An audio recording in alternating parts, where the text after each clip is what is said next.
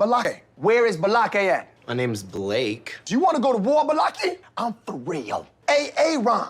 Ron is right here, everyone. Thank you for joining me yet again for a little bit more SPTV, where every day is a great day not to be in a cult. I hope everyone's having a fantastic Saturday. Let's talk a little bit about Tom Cruise, David Miscavige, Shelly Miscavige. For the longest time, the narrative on this channel has been that David Miscavige has simply been sort of this sexless creature who sent his wife away to a highly confidential Scientology base and has been living a life of celibacy a la L. Ron Hubbard for the last, 17 years or so. But I've got some new information that I think, for me, changes that narrative. There's also been a narrative that perhaps David Miscavige is getting a little freaky with his assistant, Larice, otherwise known as Lou. And there's been two anecdotes that have tended to indicate that. And perhaps there's more anecdotes, but only two that stand out in my mind that I'm aware of. One of those anecdotes is what Leah Remini has said occurred at Tom Cruise's wedding, where Shelly Miscavige was not at the wedding. And Larice, or Lou, I'm going to call her Larice because I can't stand calling a woman Lou. Larice was there with David Miscavige. By the way, Shelly Miscavige had historically held the position of David Miscavige's assistant. Larice had held the position as David Miscavige's communicator. In Scientology, those things are essentially the same thing. I honestly could not tell you the difference after, spent 15 years on staff and in the Sea Org, and I don't think anybody could tell you the difference between an assistant and a communicator. And honestly, only someone like David Miscavige would have both. An assistant, a communicator, he's got a steward, and a whole bunch of other things. So many people have told me that it was actually more common to see Dave with Larice than with Shelly, just due to the nature of the tasks Dave would give Shelly. Larice is someone who was literally always with Dave, and Shelly is someone who would simply very often be with Dave, is how it has been explained to me. Okay, so Shelly was not at Tom Cruise's wedding. Larice was there, and Leah said Larice was getting inappropriately touchy with Miscavige. And I believe Leah made a mention of maybe a little pat on the butt, little boop, boop. In the Sea Org culture, that would be shocking. In the Sea Org, extramarital relationships or fooling around is pretty much considered the ultimate sin for some reason. I don't know exactly the precise date that the Sea Org and Scientology became this puritanical thing. It didn't used to be that way in the early days. I think it's because in the early days of the Sea Org, people were getting so freaky that it was getting in the way of production. And so the rules about freakiness started to get stricter and stricter and stricter. But in the Sea Org, having extramarital anything is really considered, I want to say unthinkable, but you hear so many stories of it happening. But once it gets uncovered, you get sent to the prison camp. You get sent to the RPF, the labor and reconditioning camp. Having extramarital anything is just such an egregious violation of the Sea Org rules and culture. The idea that Miscavige would be doing that, even though we know Miscavige is a horrible person, him doing that in view of other Sea Org members, he would lose all credibility. He would lose all altitude and authority if he was seen to be openly flaunting these rules, violations of these rules, for which he constantly would send people to the labor and reconditioning camp that they call the RPF.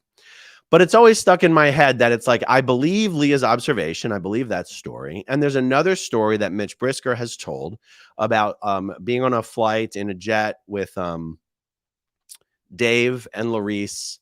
And I believe it was a flight from the U.S. over to England. And Dave and Larice retired to the bedroom at the back of the jet together. Again, kind of unthinkable, but only unthinkable if it's in the context of Dave still being married to Shelly.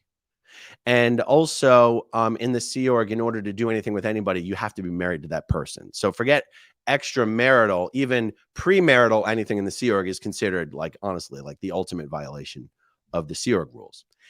And so from my perspective, where I sit, all of the narrative that I've heard over the years about this possible thing between Dave and Laurice, honestly, the reason it's always been scandalous is because it was always accompanied by the idea that Dave is still married to Shelly.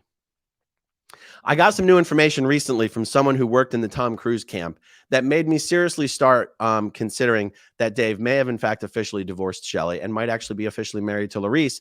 And to be honest, this makes a lot more sense. This makes a lot more sense. I mean, David Miscavige right now is only like maybe 61, 62 years old. Shelly's been considered missing since like 2004. That's 2004, 2005, somewhere around there. I always get it wrong.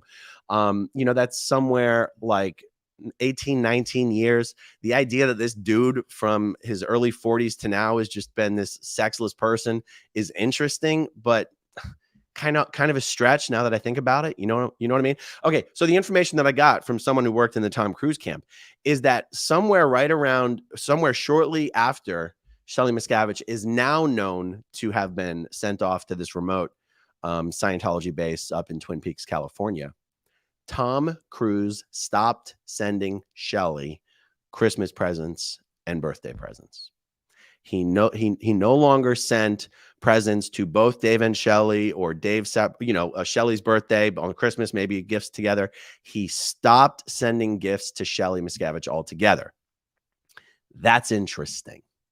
That is interesting. If Shelly, because it has to do with what information has David Miscavige shared with Tom Cruise about his missing wife, Shelly, and how would that affect Tom Cruise's behavior? I don't know that in the Dave Miscavige, Tom Cruise relationship, David Miscavige is the one who has altitude. I'm sure Dave is endlessly jealous of Tom, but I promise you, Tom looks up to David Miscavige more than David Miscavige looks up to Tom. Dave is probably more jealous of Tom's, massive fame and massive wealth. To be fair, David Miscavige pretty much has an equal access to cash and wealth. I see people talking about frozen video and stuff. I hope anyone else in the live chat having a problem with the image. I'm not experiencing anything on my end unusual, so I'm just going to keep going. Okay, because David Miscavige is the one with the altitude in that relationship, I do not believe that Dave would merely tell Tom if his wife was in trouble with him, right? I don't think Dave's going to be like, "Oh, Tom, Shelly really pissed me off. Please don't send her any gifts." Or Tom, Shelly pissed me off so much, I sent her to another base. Please don't send her any gifts. I don't think Dave has that relationship with Tom. I do think Dave would tell Tom if it was more than that. Shelly's betrayed me. I found her guilty of committing suppressive acts, trying to undermine me, so I've divorced her. Please don't send her any gifts anymore.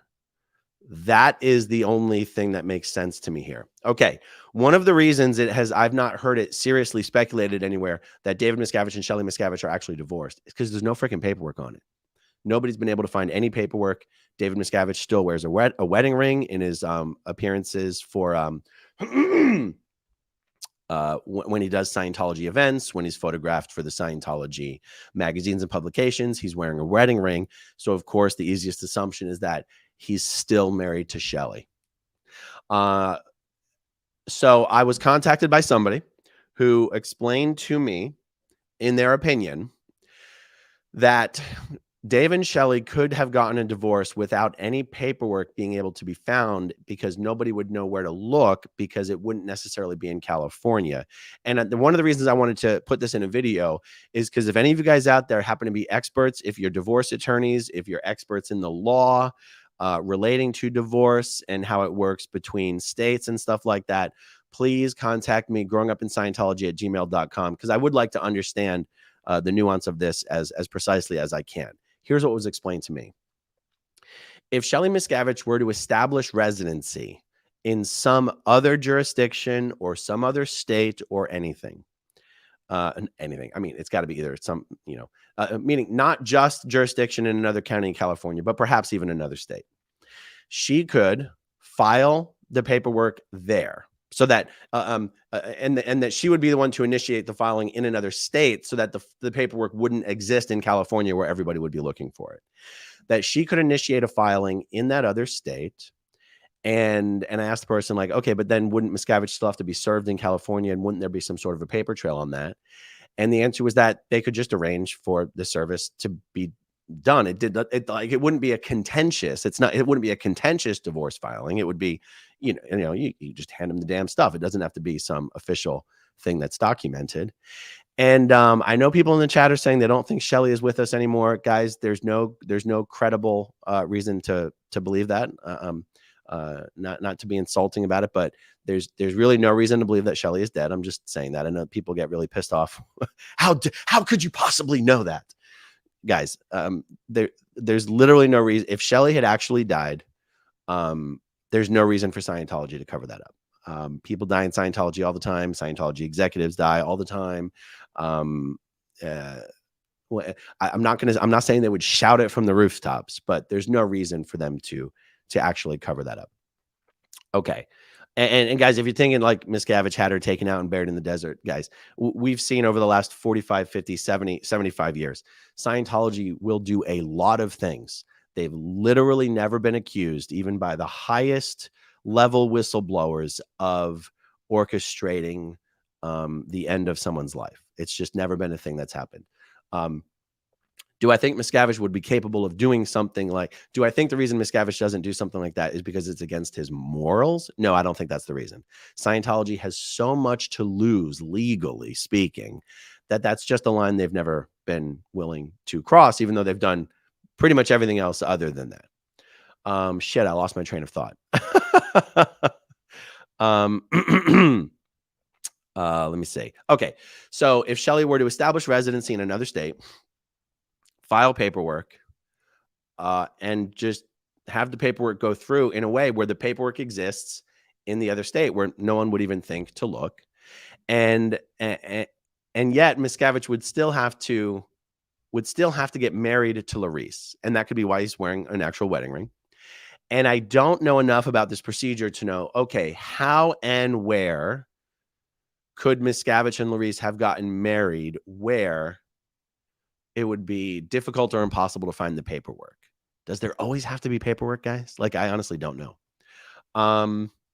And I also couldn't tell you that people have ever looked for that paperwork. Especially, I couldn't tell you that anyone's looked for that paperwork outside of the state of California.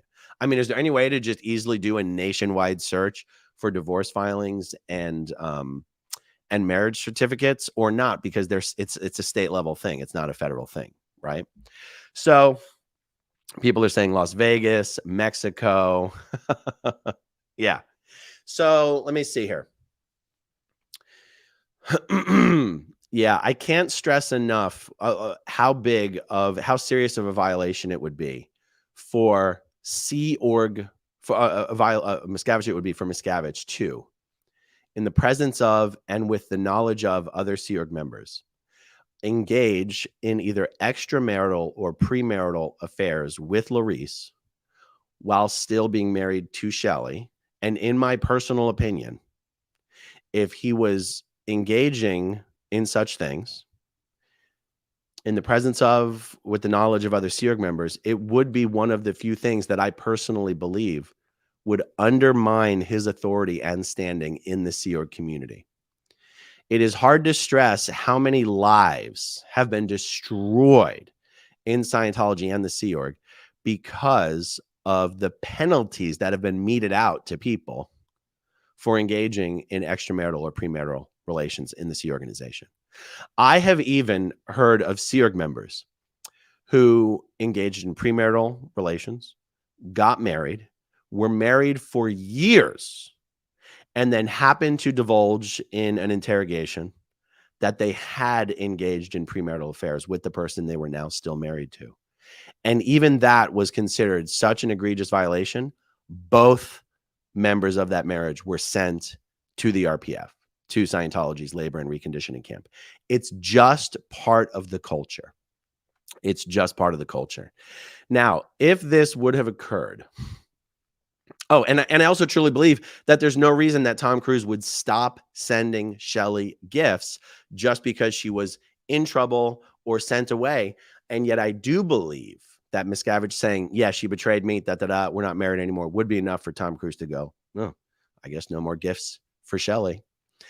And also, as far as when the story specifically about Leah seeing Larice sort of, I don't know, patting Miscavige on the butt or maybe touching him on his back a little too close to his butt or whatever. Culturally speaking, from my experience and in my opinion, the Sea Org is just not a touchy culture. Scientology is not a touchy culture. Scientologists meeting each other for the first time, shaking hands is not really a thing. I don't even know how to explain why. And maybe other people would have a different perspective or a different opinion on this. It's not that there's no rules against it. It's not like there's no basic fundamental Scientology principle that would tend to make people shy about touching or shaking hands. For whatever reason, it's just not part of the culture. It's just not. Two Sea Org members meeting each other for the first time are not shaking hands. Two Sea Org members talking to each other are not doing something that's kind of sort of a social thing where maybe you're talking to someone and you've got your hand on their shoulder, or you're shaking someone's hand and you touch their arm or something like that. It's not a thing, you guys.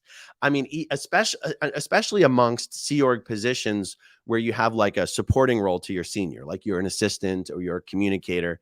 Scientology's got another term called an org officer, an organizing officer, which is, again, one of those things that no one's truly understood. I mean, I literally, I think any Scientologist would be hard pressed to tell you the difference between an org officer, a communicator, and an assistant. They could try, but it would be actually difficult to do.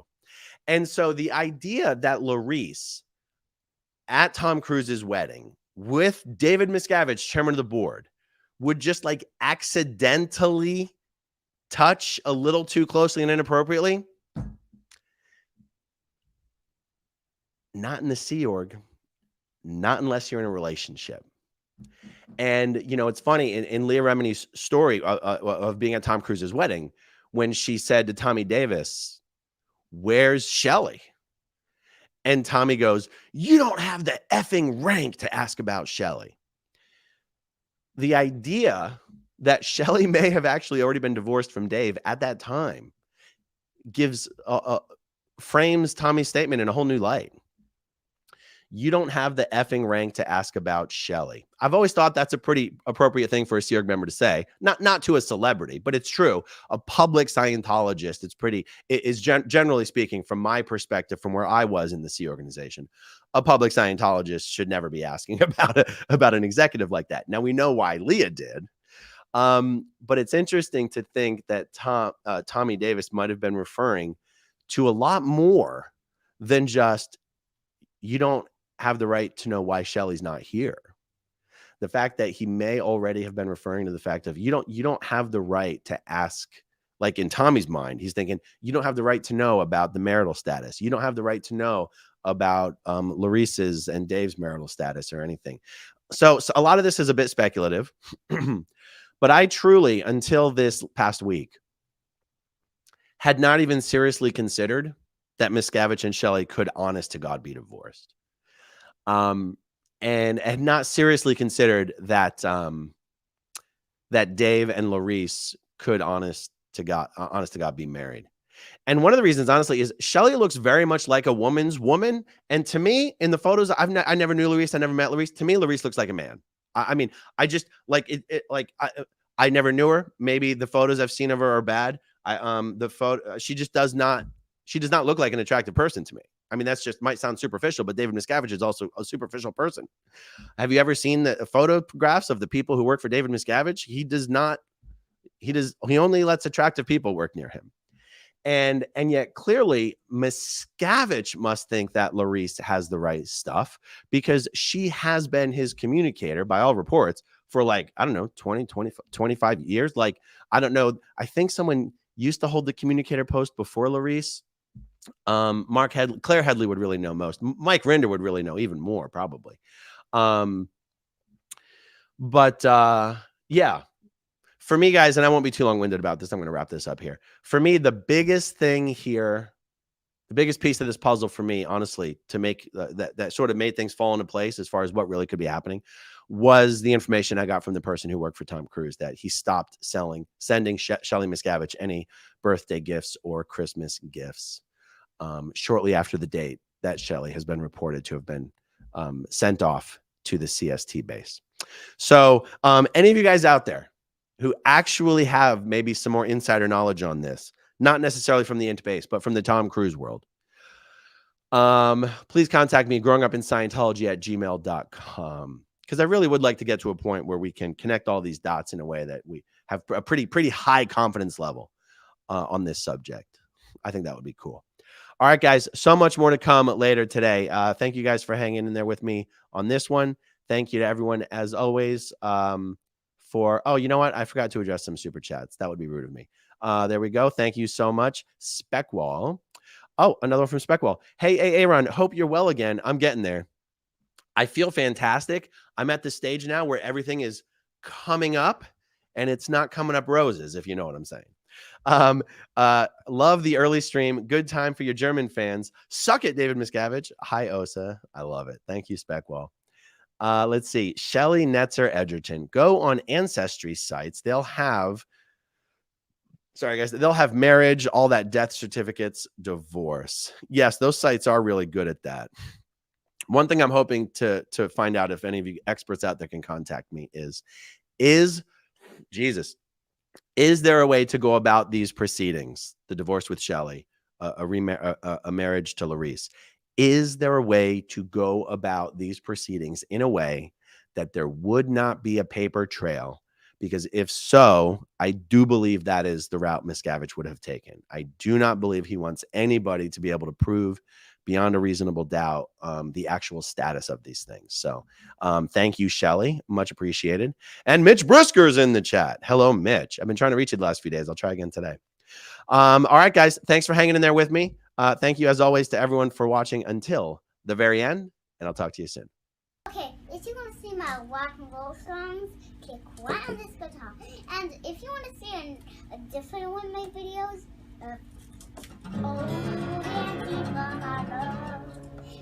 then you could click right inside here. If